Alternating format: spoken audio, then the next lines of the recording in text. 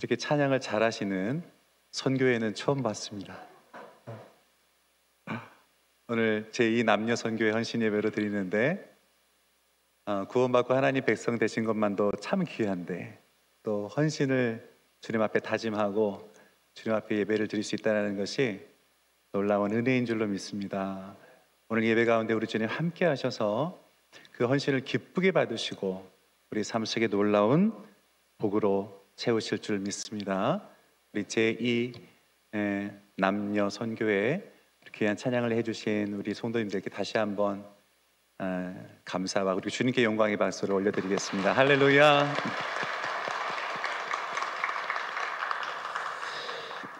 저는 오늘 우리 함께 읽어주신 하나님 말씀을 가지고 누가 정말 아버지께 순종한 아들인가 이 내용으로 하나님 말씀을 나누고자 합니다. 어떤 이에게 두 아들이 있었습니다. 하루는 두 아들을 불러놓고 자신의 소유의 포도원을 가서 일을 좀 하라고 시켰습니다. 얘들아, 포도원이 지금 이제 수확철도 됐고 할 일이 참 많구나. 손이 부족한데 가서 오늘은 너희들도 일을 좀 해야 되겠다. 그때 큰아들이 대답을 하기를 예 아버지 알겠습니다. 가서 제가 일을 하겠습니다. 대답을 했습니다. 근데 결국은 가지를 않았습니다.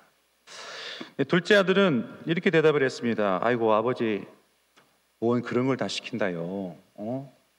내가 종도 아니고 그런 거를 시키다니 참 섭섭하요. 나 안 할라요. 그리고 이제 안 한다 그랬어요. 근데 시간이 지나니까 죄송한 마음이 드는 거예요. 그래서 에이 그러면서 뉘우치고 가서 일을 했다. 그런 이야기가 오늘 성경에 보면 적혀져 있습니다. 자, 사랑하는 성도 여러분, 이 두 아들 가운데 누가 아버지의 뜻대로 행하는 아들입니까? 둘째 아들이죠.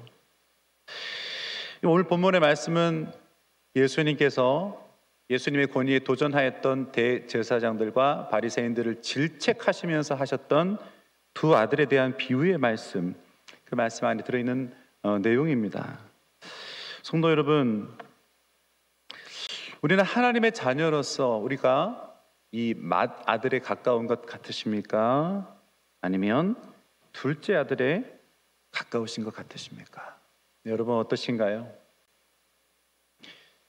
적어도 맏아들 같지는 않으시기를 주님의 이름으로 축복합니다.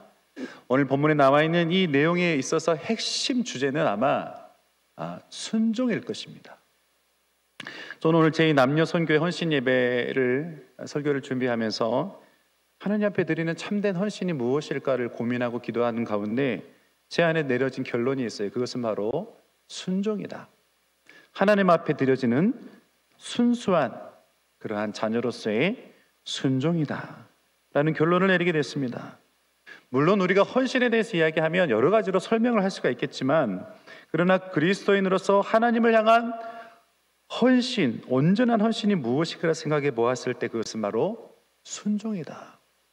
나의 어떤 인간적인 생각, 인간적인 열정도 아니고 어떤 목적을 이루기 위해서 내가 애써서 노력하는 어떤 그런 삶의 태도도 아니고 어떤 숭고한 가치를 지키기 위해서 희생하고 수고하고 하는 그러한 것들도 물론 헌신이라는 단어로 설명할 수 있겠지만 그러나 우리가 하나님의 자녀로서 하나님 앞에 드려지는 그리스도인으로서 헌신은 무엇일까? 그것은 바로 하나님께 내가 순종하고 있는가, 열심을 내고 있는가가 아니에요.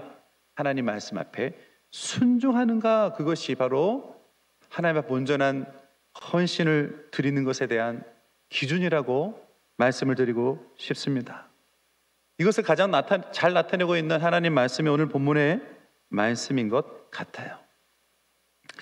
만약 우리가 혹 나는 첫째 아들과 같은 성도가 아닌가 하는 생각이 드신다면 오늘 본문의 말씀을 통해서 우리가 둘째 아들과 같은 성도가 되어서 주님 앞에 회개하고 결단하고 기도하며 나아가는 그러한 은혜가 오늘 예배 가운데 있기를 간절히 주님의 이름으로 부탁을 드립니다. 우리가 그것을 위해서는 먼저 우리 두 아들의 모습을 살펴볼 필요가 있습니다. 이 두 아들이 왜 그렇게 생각하고 행동을 했는가, 그들의 마음속에 어떤 마음이 있었고 그들의 심리적인 상태가 무엇이었는가를 살펴볼 필요가 있을 것 같습니다. 물론 그 구체적인 내용을 성경은 담고 있지 않습니다. 그리고 여기 나와 있는 두 아들은 예수님께서 비유로 말씀하신 그 비유의 내용 가운데 가상의 인물이지 않습니까? 그렇기 때문에 우리가 그들을 다 알 수 없죠. 그러나 우리가 정황을 살펴보고 또 그 당시의 시대적 배경을 근거로 해서 우리가 한번 추론을 할 수는 있을 것 같아요.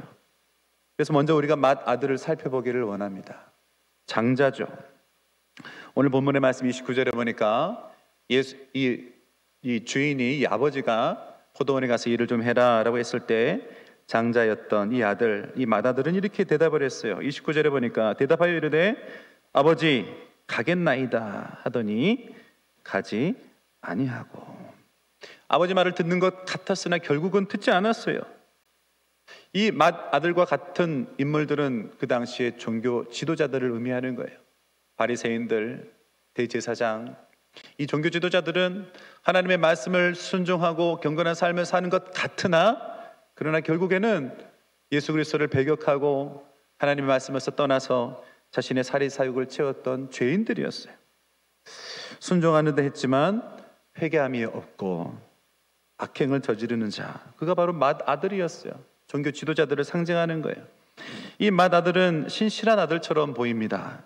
대부분의 맏아들이 그렇듯이 장자로서 아버지의 대를 이어서 집안을 꾸려나갈 집안의 대들보가 아니겠습니까? 큰아들이신 분들 한번 손 한번 들어보시면 아무도 없으신가요? 예. 마음이 혹시 오늘 또 내가 또 이게 뭐 또 뒤집어 쓰는 거 아닌가 싶어. 예.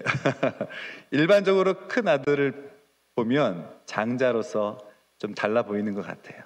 좀 책임감도 있고 또 부모의 말을 잘 순종하고 또 대외적으로는 믿음직스럽고 책임감도 강해서 아버지의 말이라면 순종을 또 잘 하시잖아요. 그게 바로 맏아들의 모습인 것 같아요. 오늘 본문의 말씀에도 보니까 아버지가 명령을 하니까 예 아버지 알겠습니다 하고 순종적인 대답을 즉각적으로 합니다. 그러니까 그의 일상적인 삶 속에서 태도가 어땠는지를 잘 알 수가 있어요. 그는 늘 그래 왔던 거예요. 그래서 사람들이 볼 때에도 야, 이 아들은 참 믿음직스럽구나, 역시 큰아들답다, 그런 사람이 바로 큰아들인 것 같아요. 그런데 그는 결국 가지를 않았어요. 결국은 아버지 말에 불순종했지요. 왜 그가 아버지 말에 불순종했을까요? 왜 그가 아버지 말을 듣지 않았을까요? 평상시에 그였다면 아마 들었었을 것 같습니다.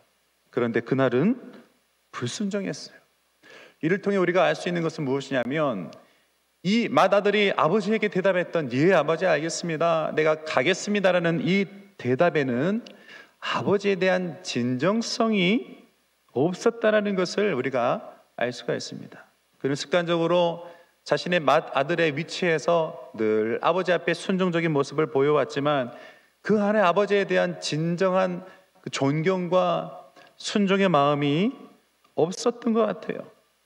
평상시라면 들었었을 겁니다. 그런데 그날따라 포도원에서 일하는 것이 그에게는 뭔가 못마땅한 일이 생겼던 것 같아요. 그래서 뭔가 핑계거리가 있었던 것 같습니다. 그게 아니면 그날따라 아버지에게 뭔가 좀 핀잔을 들어가지고 좀 마음이 서서한 마음이 있을 수도 있었을 것 같아요. 또 아니면 그날따라 뭐 크게 어려운 일은 아니었지만 하필이면 그날 포도원에 가서 일을 하면 무엇인가 자기가 하고 싶었던 일들을, 또 자기가 얻고자 했던 그것들을 얻지 못할 상황이 됐을 수도 있었을 것 같아요. 분명한 아마 이유가 있었을 것 같습니다. 그래서 결정적인 순간에 그가 아버지의 권위를 무시해버린 거예요. 아버지의 말씀은 결과적으로 하는 척하기만 해도 되는 가벼운 것으로 그에게는 취급해버린 거예요. 여러분, 만일 누군가가 이 맏아들에게 당신 왜 순종하지 않았어? 간다고 하지 않았는가? 근데 왜 가지 않았어? 하고 질책한다면 아마 이 아들은 제 생각에는 반드시 이런저런 이유를 들면서 핑계를 댔을 것 같습니다. 그럴 수밖에 없었던 매우 타당한 이유를 댔을 것 같아요. 그리고 지금까지 순종했던 수많은 상황들을 들먹이면서 이번 한 번 순종하지 않았던 것에 대해서 억울함을 호소하지 않았을까 생각을 합니다. 결론적으로는 자신이 잘못된 사실을 인정하지를 않아요. 깨닫지를 못하는 거예요. 그러한 존재가 오늘 본문 이 비유의 말씀에 나와 있는 큰 아들이에요. 자신의 의로 가득 차 있어요. 자신의 잘못을 깨닫지를 못해요. 제가 정확하게 말씀드렸던 이 맏아들의 모습은 우리가 오늘날 이 말씀을 보면서 우리 안에 있는 우리 그리스도인의 모습 가운데에서 발견할 수 있는 오래된 그리스도인들의 잘못된 모습, 그것이 나타나 있어요. 우리 안에 있는 전형적인, 우리 안에 오래되어져 있는 잘못된 죄의 습관, 그것을 바로 나타내고 있는 거예요. 왜일까요? 사랑하는 성도 여러분, 우리는 하나님의 자녀입니다. 우리는 성경 말씀을 통해 주님의 명령을 듣고 우리가 지키고 순종하고 우리의 가장 삶의 중요한 가치로 삼아야 될 하나님의 말씀을 믿고 따르기 위해서 애를 쓰는 그러한 자들입니다. 그런데 우리는 하나님의 말씀 앞에 설 때 자기가 할 수 있는 범위 내에서는 순종을 참 잘해요. 그것을 통해서 내가 뭔가 유익이 있고 내가 경건한 것처럼 보이고 내가 칭찬받을 만하면 우리는 순종을 참 잘합니다. 그런데 결국 우리가 순종하고 싶지 않은 결정적인 문제를 닥쳤을 때에 순종하지 않는 경우가 참 많아요. 하나님의 말씀의 권위보다 자신의 의사가, 자신의 어떤 뜻이 더 앞서는 경우가 있다는 거예요. 이러한 모습들은 자신의 삶 속에 하나님을 온전한 내 삶의 주인으로 모시고 있지 않다라는 것을 우리에게 말씀해 주시고 있다는 거예요.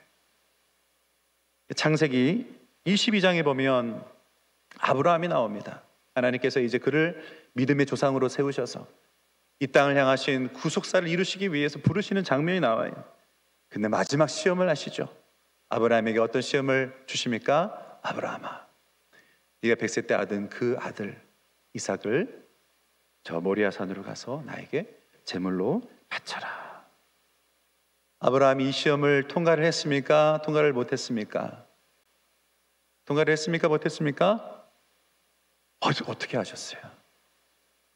통과를 했죠. 그래서 하나님이 칭찬하셨잖아요. 이제야 너가 나를 사랑하는 줄 알겠다. 참 어려운 시험이죠. 이 자리에 계시는 저와 여러분, 그 어느 누구라도 그 자리에서 그 하나님의 시험 앞에 통과할 수 있는 그러한 믿음의 용사들이 있겠어요? 저는 참 두렵습니다. 가끔 그 생각을 하면. 아브라함 할아버지 덕분에 우리가 지금 살고 있는 거예요. 그분이 잘하셔가지고 우리가 덕보고 있는 거 아니겠습니까?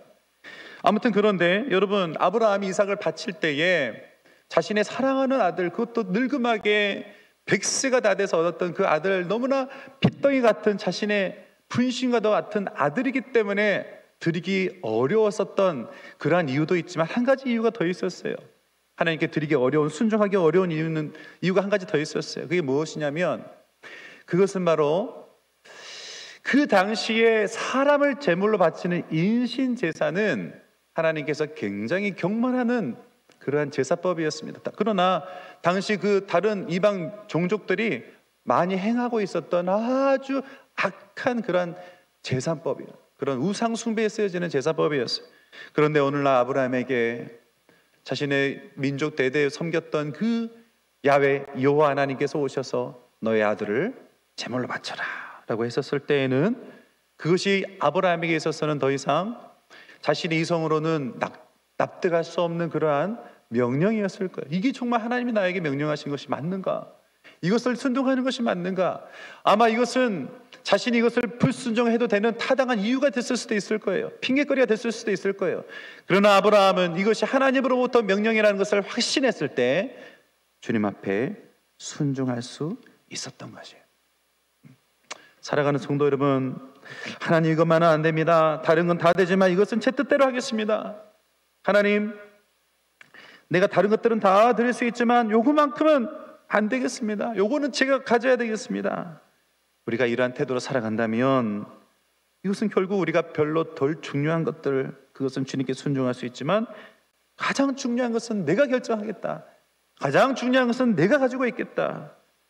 그러한 태도를 가지고 있는 게 아닐까요? 하나님은 우리에게 온전한 순종을 원하고 계시는 거예요. 할렐루야. 여러분 믿으십니까? 여러분 이것이 굴레가 될까요? 우리에게 부담이 될까요? 이것이 우리를 구속시키는 그러한 삶의 어떤 어려움이 될까요? 아니에요. 그것이 우리에게 복이 되기 때문에 하나님이 말씀을 통해 우리에게 명령하신 거예요. 온전히 순종하지 못하면 우리는 자유할 수가 없어요. 내 것대로 가지려고 노력하고 세상 사람들과 똑같이 그것만큼은 안 됩니다. 이렇게 고집부리며 살아갈 때 우리 가운데 얼마나 삶의 질구가 많이 있는지 하나님은 너무나 아시기 때문에 다 맡겨라. 걱정하지 말고 다 맡겨라. 순종해라. 다 순종해라. 진리가 너희를 자유케 하리라 말씀하시는 거예요. 순종하면 우리가 자유케 되는 거예요. 순종을 못하니까 자꾸 걸리고 이것 걸리고 저것 걸리고 예수 믿으며 삶에 놀라운 자유함이 놀라운 복이 있을 터인데 늘 부대끼고 늘 힘들고 늘 기도 제목 수많은 문제로 고통을 당하고 있는 것이 우리의 모습이 아니겠습니까? 우리 가운데 온전한 순종이 있을 때 하나님으로부터 주시는 놀라운 평안과 자유, 우리가 이런 것들을 누리며 살아가야 되지 않겠습니까? 그러한 복된 주에 순종하는 주의 백성들 다 되시기를 주님의 이름으로 축복합니다. 그렇다면 두 번째 둘째 아들의 모습은 어떨까요? 오늘 본문의 말씀 30절에 보니까 아버지의 말을 듣고 나서 그는 이렇게 대답합니다. 대답하여 이르되 실소이다. 아이고 아버지, 아이고 싫어요. 그러나 그 후에 뉘우치고 갔으니. 그 종국에는 그는 아버지의 말을 순종을 했어요. 처음에는 순종하지 않았죠. 근데 뉘우쳤다 그랬어요. 뉘우치고 결국 순종한 자들이에요. 예수님이 이 말씀을 하시면서 이들이 바로 누구냐? 세리와 창녀와 같은 당시 그 죄인들의 대명사 아니겠습니까? 그들을 말한 거예요. 그들의 삶은 죄악으로 점철된 그런 아주 불쌍한 사람들이었어요. 하나님 말씀 순종하지 않았던 자들이에요. 손가락질 당해 마땅한 자들이었어요. 마치 우리의 모습과 같지 않습니까? 늘 죄악 가운데 살아가는 우리의 모습, 죄인된 모습이에요. 그러나 중요한 것은 그가 하나님의 말씀을 들었을 때, 예수님의 말씀을 들었을 때 그 복음 앞에 회개했다는 거예요. 뉘우치고 복음을 받아들이고 하나님께로 돌아왔어요. 이 둘째 아들은 아버지의 명령을 듣자마자 순종하고 싶지 않았어요. 싫었어요. 그래서 신경질적으로 반응을 하지 않습니까? 아버지에게 싫다고 이야기했어요. 참으로 철딱선이 없고 미성숙한 아들인 것 같아요. 원래 막내들, 둘째 아들이 좀 이런 모습들이 좀 둘째 아들이나 막내이신 분들 한번 손 들어보세요. 빨리 들어보세요. 빨리. 네. 저도 막내인데 이게 좀 그런 게 있는 것 같아요. 막내들이 고집이 있고 좀 철딱서니가 없고 이 맏아들에 비하면 좀 그런 게 좀 있는 것 같아요. 그래서 남들 볼 때에도 좀 아이고 저 철딱서니 없는 거 소리 듣는 게 꼭 막내들이야. 버릇이 없고 또 아버지를 가끔은 공경하지 않는 듯한 모습이 보여질 때가 있어요. 그러나 우리가 알아야 될 중요한 사실은 무엇이냐? 적어도 그의 대답은 솔직한 대답이었어요. 그가 속이지 않았어요. 철이 없지만 성경에는 그런 인물들이 참 많이 나와요. 마리아와 마르다가 있을 때 마리아, 여러분 철딱선이 있어 보입니까? 큰 언니 마르다가 열심히 접대하려고 하고 있는데 웬만한 눈치가 조금만 있으면 지도 가서 좀 도와야죠.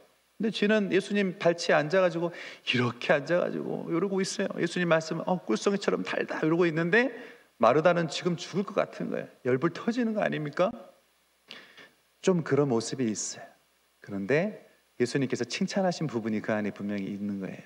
정직하게 하나님 앞에 반응하는 모습이 있어요. 미성숙한데 하나님 앞에 솔직하게 나아가는 모습이 또 있어요. 적어도 아버지께 순종하는 척하지 않았어요. 그는 순종하고 싶지 않은 마음을 그대로 드러냈어요. 그것 때문에 혼나기도 하고 또 질타를 받기도 하지만 그는 남들 눈을 의식해서 자신을 가리지 않았어요. 경건한 척, 순종하는 척, 성숙한 척 하지 않았어요. 그렇게 해야 되니까, 그렇게 하면 내가 칭찬받으니까, 무엇인가 있어 보이니까 예 알겠습니다라고 대답하지 않는 있는 그대로 연약한 모습인 거예요. 사랑하는 성도 여러분, 우리 모두에게 필요한 모습이 바로 이러한 모습인 줄로 믿습니다. 우리 모두는 다 죄인이에요. 우리는 주의 말씀을 순종할 수 있는 능력이 없어요. 그러므로 늘 도우심을 구해야 됩니다. 성령님, 나는 연약합니다. 나를 도와주시고, 나는 주의 말씀을 순종할 수 있는 힘이 없습니다. 능력이 없습니다. 매일 넘어집니다. 매일 실수합니다. 그러니 나를 도와주시옵소서. 주님께 기도해야 될 존재가 바로 우리의 모습이에요. 늘 우리 안에 그 연약함이 있는 거예요. 그 있는 모습, 연약한 모습을 그대로 주님 앞에 들고 나아가는 것이 우리 그리스도인들의 하나님의 자녀로서의 가장 바람직한 모습인 줄로 믿습니다. 물론 불순종해도 정직하기만 하면 된다, 그런 이야기는 아닙니다. 그러나 순종하는 척하는 것보다 정직하게 하나님 앞에 나의 약함을 보여드리는 것이 훨씬 더 낫다라는 이야기예요. 왜냐하면 그렇게 했었을 때 우리에게 회개의 기회가 있는 거예요. 우리가 척하면, 아닌 척하면 우리는 회개의 기회를 놓쳐버립니다. 성경에 나와 있는 외식이라는 단어가 무슨 뜻입니까? 원어적인 의미를 보았었을 때 연기하다는 뜻이에요. 외식하는 자를 하루 주님 제일 싫어하셨어요.